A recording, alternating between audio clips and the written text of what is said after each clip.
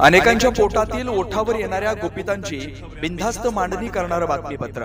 Double Maharashtra Kesari Chandrahar Patil यांची सांगली लोकसभा मतदारसंघातून महाविकास आघाडीकडून उमेदवारी जवळपास निश्चित मानली जाते। चंद्रहार पाटील यांनी शिवसेना ठाकरे गटाचे पक्षप्रमुख उद्धव ठाकरे यांची मातोश्रीवर जाऊन भेट घेतली।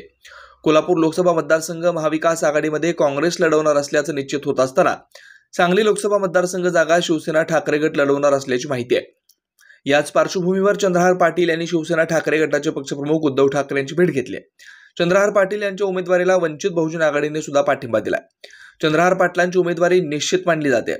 आगामी लोकसभा निवडणुकीच्या पार्श्वभूमीवर महाविकास आघाडीत कोणत्या मतदारसंघातून कोणत्या पक्षाचा उमेदवार असणार याबाबत अजून कोणताही निर्णय झाला नाही।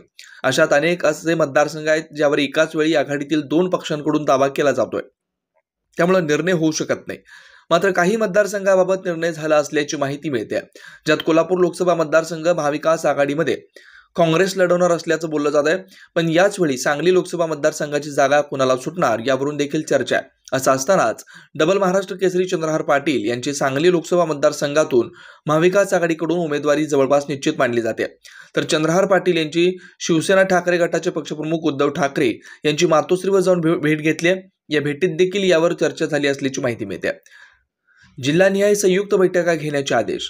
आगामी लोकसभा निवडणुकीच्या पार्श्वभूमीवर महाविकास आघाडीच्या वतीने आघाडीतील सर्वच पक्षांच्या कार्यकर्त्यांना आवाहन करणारं पत्र प्रसिद्ध केलंय, ज्यात म्हटलंय निवडणुकीचं रणशिंग आता फुंकलं गेलंय, त्यामुळे आपण सर्वांनी ताकदीनं व मतभेद विसरून निवडणुकांना सामोरं जाण्यासाठी महाविकास आघाडीच्या पदाधिकाऱ्यांची एकत्रित जिल्हानिहाय संयुक्त बैठक तातडीने घेणं आवश्यक आहे। यासाठी आपण त्वरित एकमेकांमध्ये योग्य समन्वय साधून 7 मार्चपर्यंत आपल्या जिल्ह्यातील विधानसभा मतदारसंघनिहाय पदाधिकाऱ्यांची बैठक घेण्यात याव्यात। तसेच 10 मार्चपर्यंत लोकसभा मतदारसंघनिहाय पदाधिकाऱ्यांची बैठक घ्यायची आहे। तरी नियोजित कालावधी लक्षात घेता बैठका घेऊन या संदर्भात केलेल्या कारवाईचा अहवाल आपापल्या पक्षप्रमुखांकडे देण्याचं या पत्रात म्हटलंय। बेधडक निर्भीड बिनधास्त मांडणी करणारा खबऱ्या लाईव्ह।